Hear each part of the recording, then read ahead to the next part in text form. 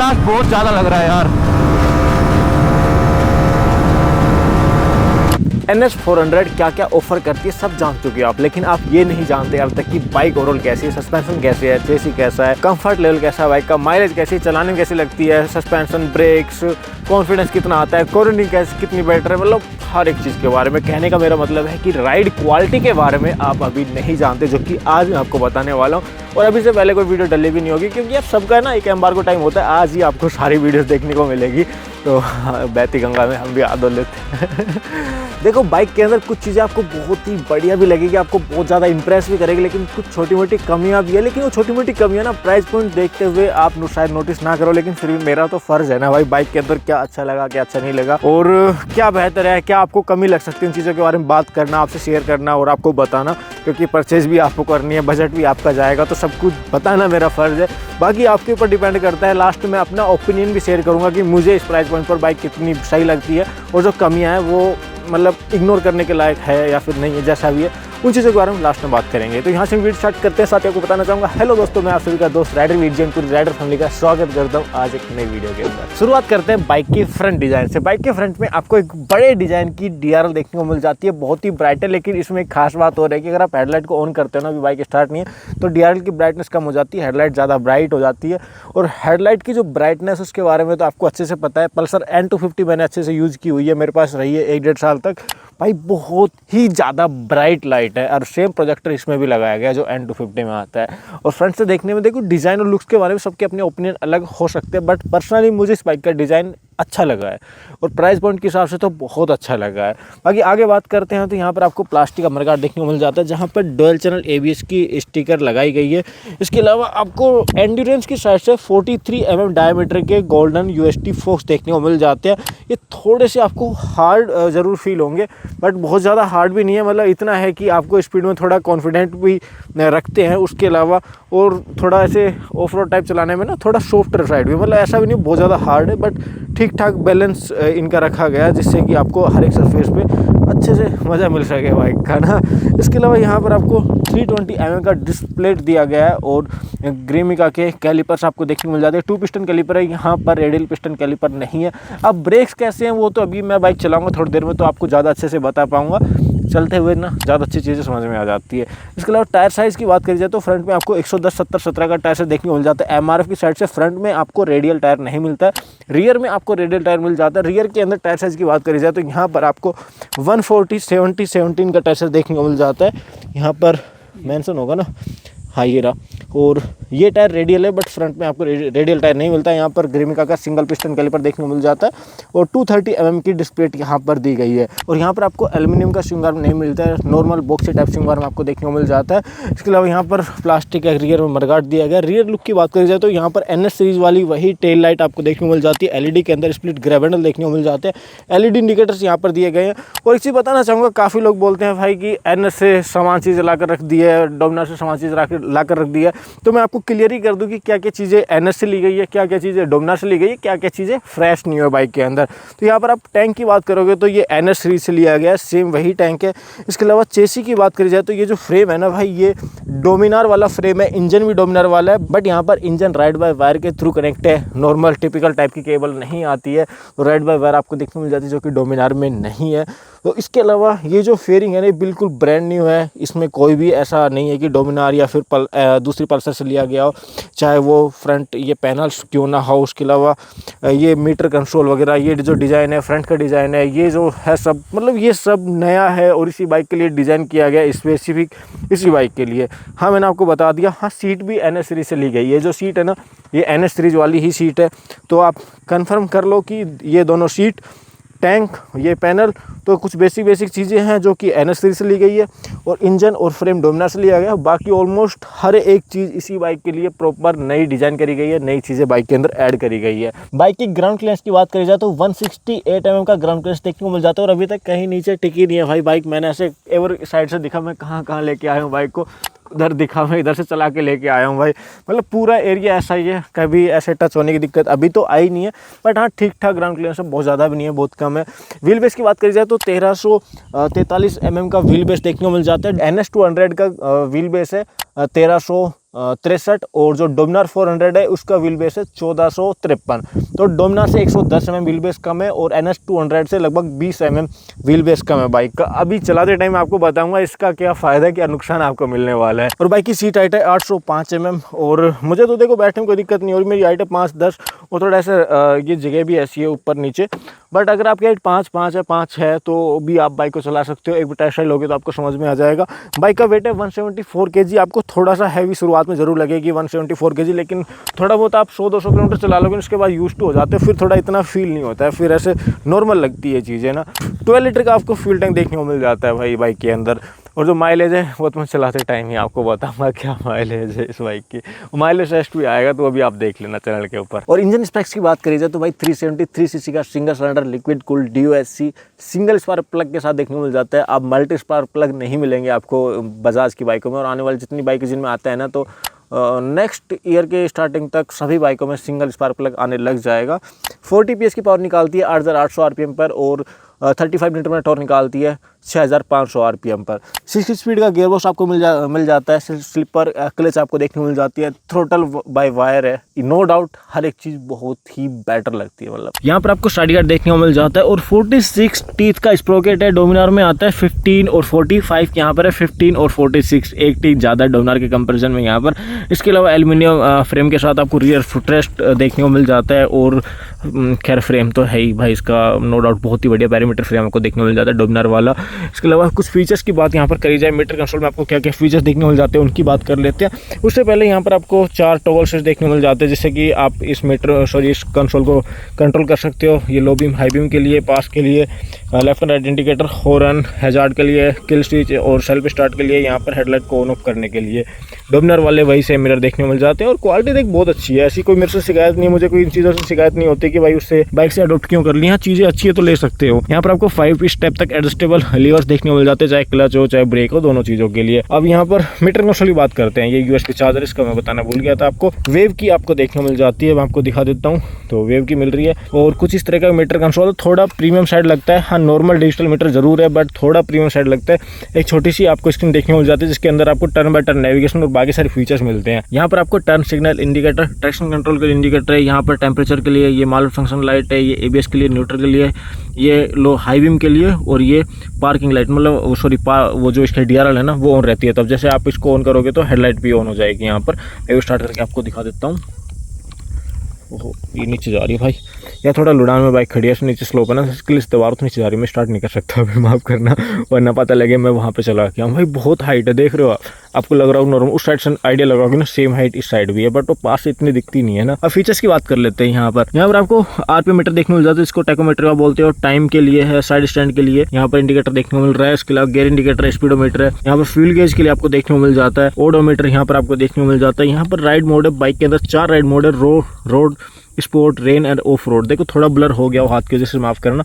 मैं हाथ कैसे रख लेता हूँ ना, हाँ अभी नहीं होगा क्योंकि बार बार हाथ पे फोकस कर लेता है ये। इसके अलावा अब इसके ऊपर आ जाते हैं। यहाँ तो आपको नॉर्मल सारे फीचर्स देखने को मिल ही रहे हैं। इसके अंदर क्या क्या चीज़ें देखने को मिल रही है उसकी बात करते हैं। यहाँ पर आपको ट्रिप A के अंदर ये देखने को मिल रहा है कि कितने घंटे बाइक चली है और स्पीड क्या रही है, एवरेज फ्यूल इकोनॉमी क्या रही है। उसके अलावा ट्रिप A के अंदर कितने किलोमीटर अभी तक कवर लिया है, ये एवरेज स्पीड है, ये माइलेज है, ये टोटल किलोमीटर ट्रिप A के अंदर है और ये टाइम है कितने घंटे बाइक चली है। इसके अलावा मेन्यू के अंदर चलते हैं भाई, और ये इन्फॉर्मेशन आपको दोनों ट्रिप के अंदर दिखाएगा, चाहे ट्रिप A हो चाहे B हो। अब यहाँ पर व्हीकल इन्फॉर्मेशन में आ रहा है, उसके अंदर अगर आप जाते हो यहाँ पर 4 राइड मोड है जिसको आप सिलेक्ट करोगे उसी मोड के अंदर बाइक चली जाएगी। स्पोर्ट के अंदर अभी हम डाल देते हैं। अभी स्पोर्ट यहाँ पे देखो सिलेक्ट हो गया है। अब एक चीज मैं आपको बताना चाहूंगा, इसमें ट्रैक्शन कंट्रोल मिलता है जो कि ओनली 2 मोड के अंदर काम करता है। एक तो स्पोर्ट मोड के अंदर काम करता है। स्पोर्ट मोड अगर आपने लगाया है तो आप थोड़ा सा यहाँ नीचे MTC का ऑप्शन आ रहा है, इसके अंदर जाओगे तो आप इसको ट्रैक्शन कंट्रोल को ऑफ कर सकते हो। और दूसरा मोड यहाँ पर एक मिल जाता है ऑफ रोड, जिसके अंदर आप इसको ऑफ कर पाओगे। यहाँ पर ऑफ रोड मोड इसके अंदर आप कर पाओगे, लेकिन रोड और रेन मोड के अंदर आप नहीं कर सकते। जैसे कि मैंने रेन मोड इसमें सेलेक्ट कर दिया है और अभी मैं ट्रैक्शन कंट्रोल के अंदर जाता हूँ तो ये ट्रैक्शन कंट्रोल है, तो यहाँ पर चेंज राइड मोड ये ऑप्शन आ जाता है। सो ट्रैक्शन कंट्रोल ओनली 2 मोड में चेंज होता है, एक स्पोर्ट के अंदर और एक ऑफ रोड के अंदर। अब यहाँ पर आ जाती है कनेक्टिविटी। कनेक्टिविटी के अंदर आपको ब्लूटूथ देखने को मिल जाता है, म्यूजिक देखने को मिल जाता है। म्यूजिक को आप अपनी बाइक के थ्रू कंट्रोल कर सकते हो इन्हीं स्विच के द्वारा, अगर आपके हेलमेट में ईयरफोन या इंटरकॉम बड्स वगैरह कुछ भी आपने लगा रखे हैं उस टाइम पर। उसके अलावा ब्लूटूथ कनेक्टिविटी यहाँ पे मिल जाती है, आप अपने फोन को यहाँ से कनेक्ट कर पाओगे बाइक के साथ ना। थर्ड ऑप्शन है यहाँ पर ट्रिप और बाइक की इन्फॉर्मेशन के बारे में ट्रिप ए, इसके बारे में सारी डिटेल जो मैं आपको शुरुआत में बता रहा था और यही डिटेल आप ट्रिप बी के अंदर भी देख सकते हो। इसके अलावा बाइक इन्फॉर्मेशन के अंदर अगर आप जाते हो तो यहाँ पर बैटरी वोल्टेज और डिस्टेंस टू एम्प्टी, इसके अलावा सर्विस, ये सब चीजें आपको देखने को मिल जाती है। इसके अलावा लैप टाइमर आपको देखने को मिल रहा है और सेटिंग्स है जिसके अंदर आपको फेवरेट्स में क्या कुछ है, ट्रिप ए टाइम, एवरेज स्पीड और ये सब चीजें आपको देखने को मिल जाती है। आपको कौन सी चीजें फ्रंट के ऊपर रखनी है, क्विक सेलेक्ट आपको देखने को मिल जाता है। अप एंड डाउन वाले स्विच से आपको कौन सी चीजें कंट्रोल करनी है, मतलब अप एंड डाउन स्विच के ऊपर आप सिलेक्ट कर पाओगे कि आपको यहाँ से क्या कंट्रोल करना है। उसको दबाने के बाद डायरेक्ट आप उसी मेन्यू के ऊपर पहुंच जाओगे या फिर उसी फीचर के ऊपर पहुंच जाओगे। इसके अलावा यहाँ पर डेट एंड क्लॉक सेट करने का, ब्राइटनेस सेट करने का, ब्राइटनेस हाई पर है अभी ये। और ब्राइटनेस के बारे में आपको बता देता हूँ, ब्राइट बहुत ज्यादा है भाई ये मीटर में। आपको एक बार एक बाइक को ना पकड़ के रखना, मैं स्टार्ट करूंगा फिर मैं आपको दिखाता हूँ भाई कितनी ब्राइट है लाइट, मतलब मीटर की लाइट, क्योंकि स्टार्ट करने के बाद ये ज्यादा ब्राइट हो जाती है। हेडलाइट को ऑफ करते हैं और हेडलाइट को ऑन करोगे ना तो ब्राइटनेस कम हो जाती है, मतलब रात के अंदर भी आपके लिए बढ़िया है, मतलब ऐसे आंखों पे नहीं पड़ेगी। पकड़ ली ना, तो अभी जैसे ये देखो स्टार्ट करती है, ये जो मीटर की लाइट है बहुत ब्राइट हो गई है, अभी ये डिम हो गई है। और ये जो मीटर कंसोल की ब्राइटनेस ऑटोमेटिक कम हो रही है भाई, ये बहुत अच्छी चीज़ है। मैंने बहुत सारी बाइकों में देखा है ब्राइटनेस बहुत ज़्यादा रह जाती है।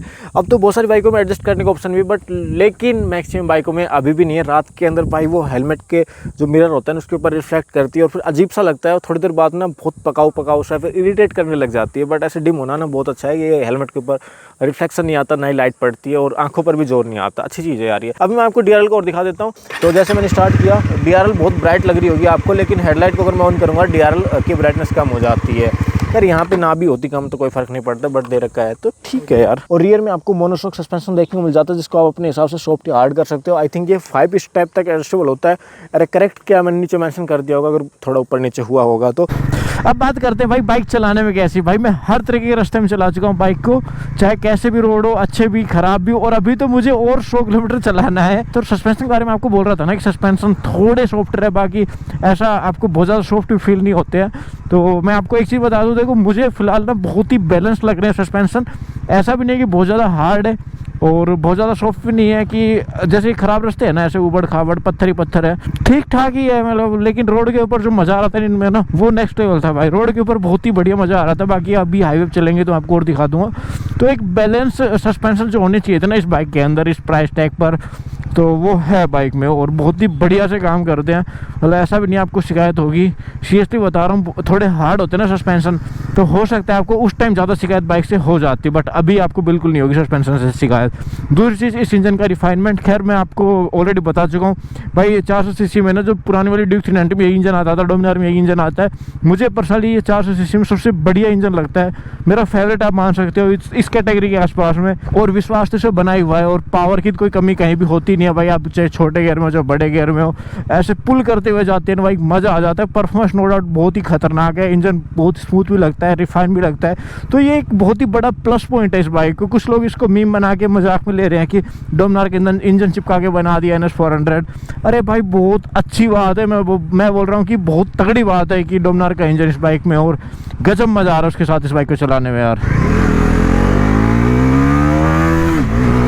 और भाई गियर शिफ्टिंग की बात करी जाए तो वो भी थोड़ी स्मूथर साइड ही लगी है आपको, बहुत ज़्यादा स्मूथ नहीं है बट हाँ थोड़ी स्मूथर साइड है, आपको मज़ा आता है ऐसे गियर शिफ्ट करने में। और थोड़ी हार्ड तो आपको बिल्कुल भी नहीं लगती, हार्ड तो बिल्कुल नहीं लगती है। क्लच भी काफ़ी स्मूथ लगती है। क्लच तो देखो भाई एक फिंगर से ट्रैफिक के अंदर एक फिंगर से मैं यूज़ कर रहा था अभी थोड़ी देर पहले, जब वो ट्रैफिक तो नहीं था बट ऐसे बार बार गियर अप एंड डाउन करने पड़ रहे थे ना, ऐसे खराब रास्तों में चल रहा था तो ऐसा फील नहीं हो रहा था। तो क्लच भी बहुत ही स्मूथ है बाइक की यार। हाँ ब्रेकिंग के बारे में आपको थोड़ा बताना चाहता हूँ कि अगर आप इस बाइक से बहुत ज़्यादा शार्प ब्रेकिंग की उम्मीद करके बैठे हो तो वो नहीं है, बट हाँ ब्रेकिंग नो डाउट आपको पसंद आएगी बाइक की, ऐसा नहीं आपको पसंद नहीं आएगी। अगर आपको बहुत ज़्यादा एग्रेसिव बहुत ज़्यादा शार्प तरह की ब्रेकिंग बाइट पसंद है तो वहाँ पे आपको थोड़ा सा ऐसा लगेगा कि हाँ यार ब्रेकिंग थोड़ी वीक है, मतलब थोड़ा सा यूज टू हो जाओगे ना, मतलब आप थोड़ा सा चलाओगे बाइक को, थोड़ा यूज टू होने के बाद फिर आपको मतलब अच्छे से परफेक्ट तरीके से समझ में आएगा कि ब्रेकिंग भी अच्छी है। और इस प्राइस टैग के हिसाब से तो ब्रेकिंग बहुत ही बढ़िया लग रही है बाइक की। और इस बाइक की हैंडलिंग और कॉर्नरिंग की बात करी जाए तो देखो कॉर्नरिंग कैपेबिलिटी तो थोड़ी कम लगती है 400 सीसी के हिसाब से, क्योंकि इसका इसका रीज़न ये है कि ना 400 में जो भी बाइकें आती है आज के टाइम में उनमें सब में प्रीमियम कंपोनेंट्स, प्रीमियम टायर्स हैं, बट इस बाइक में अफोर्डेबल चीज़ें हैं और अफोर्डेबल टायर हैं। तो कल को अगर आप इसमें टायर अपग्रेड करवा लेते हो, अच्छे टायर डलवा लेते हो, फिर इसकी कॉर्नरिंग कैपेबिलिटीज बहुत बढ़ जाएगी, बहुत अच्छी हो जाएगी। बट अभी डिसेंट है, ऐसे ख़राब भी नहीं बोल सकते और बहुत अच्छी भी नहीं बोल सकते, मतलब कॉर्नरिंग कर सकते हो। मैंने थोड़ी बहुत हल्की फुल्की करी, बट वो जो कॉन्फिडेंस अंदर से आता है ना, वो कॉन्फिडेंस थोड़ा इतना तगड़ा नहीं आ रहा था, मतलब थोड़ा कम आ रहा था वो। तो ये थोड़ा फ़र्क तो रहेगा। देखो अफोर्डेबल चीज़ है, अगर आप टायर अपग्रेड करवाते हो कल को तो वो एक अलग बात है, फिर तो अपने आप कॉन्फिडेंस बढ़ जाना है वहाँ पे। दूसरी चीज़ इस बाइक की हैंडलिंग, भाई थोड़ा पीछे जो खराब रास्ते है ना वहाँ पे जैसे मैं टर्न कर रहा था वहाँ पे मेरे को आइडिया लगा और थोड़ा हल्का फुल्का ट्रैफिक बीच में आया था। वेट ज़रूर फील होता है इस बाइक का, वेट के बारे में बता देता हूँ। 174 शुरुआत में आपको फील होगा, बट बाद में आप यूज्ड हो जाओगे। और जो हैंडलिंग है ना, हैंडलिंग ऐसी है कि मतलब आप कभी भी इधर उधर टर्न करके ऐसे निकल जाओगे, मतलब बहुत ईजी है। कहने का मेरा मतलब ये है कि इधर उधर टर्न करने में बाइक बहुत ही ईजी है। और उसका रीज़न इसका व्हील बेस भी हो सकता है, क्योंकि इसका व्हील बेस NS 200 से भी कम है भाई। और अभी स्पीड में कितनी ज़्यादा स्टेबल रहेगी वो तो हम अभी थोड़ी देर में देखेंगे हाईवे पहुँचने के बाद। अभी हाईवे पे आ गए हैं।